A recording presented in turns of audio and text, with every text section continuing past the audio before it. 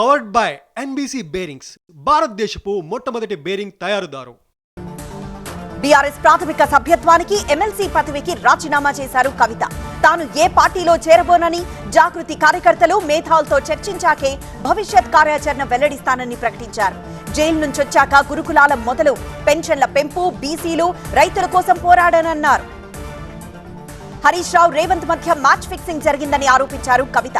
పార్టీని హస్తగతం చేసుకోవడానికి కుట్ర జరుగుతోందని చెప్పారు. రేవంత్ కు హరీష్ సరెండర్ అయిన తర్వాత తనపై కుట్రలు మొదలయ్యా అన్నారు. స్వార్థపరులు హరీష్, సంతోష్ ను పక్కన పెడితేనే పార్టీ బతుకుతుందన్నారు.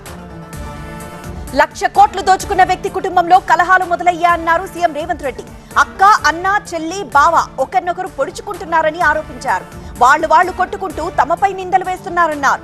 భద్రాద్రి కొత్తగూడెం జిల్లా చంద్రగొండలో సీఎం మాట్లాడారు. ప్రజా సమస్యలను పక్కదారి పట్టించేందుకే కవిత ఎపిసోడ్ ని తెరపైకి తెచ్చారన్నారు కేంద్ర మంత్రి బండి సంజయ్. కాళేశ్వరం అంశాన్ని డైవర్ట్ చేయడానికి డ్రామా చేస్తున్నారన్నారు. కాళేశ్వరంపై సీబీఐ విచారణకు కేంద్రం సానుకూలంగా ఉందన్నారు.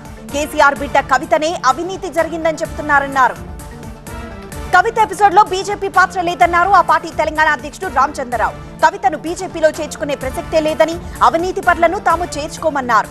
కవిత మాటలతో అవినీతి జరిగిందని తేట తెల్లమైందని చెప్పారు. కవిత స్టాండ్ ఎందుకు మారిందో అర్థం కావట్లేదన్నారు టీపీసీసీ చీఫ్ మహేష్ గౌడ్. మొన్నటిదాకా కేటీఆర్ ను టార్గెట్ చేసి ఇప్పుడు హరీష్ ను లక్ష్యంగా చేసుకున్నారన్నారు. ఆ మాటలు వింటే కవిత కేసీఆర్ విడిచిన బాణం అనుకుంటున్నామన్నారు. రాజకీయాల కోసం ఇంత నీచమైన ఆరోపణలు చేస్తారా అని ప్రశ్నించారు నిరంజన్ రెడ్డి. ఎవరి లబ్ధి కోసమో కవిత ఆరోపణలు చేస్తున్నారన్నారు. శత్రువుకు బలం చేకూర్చేలా మాట్లాడుతున్నారన్నారు. హరీష్ ను విమర్శించిన వాళ్లు గతంలో ఎన్నోసార్లు పొగిడారన్నారు. కేంద్ర ప్రభుత్వానికి యూరియాపై ముందు చూపు లేదన్నారు మంత్రి తుమ్మల. వేరే దేశాల నుంచి దిగుమతి చేసుకోలేకపోయారన్నారు.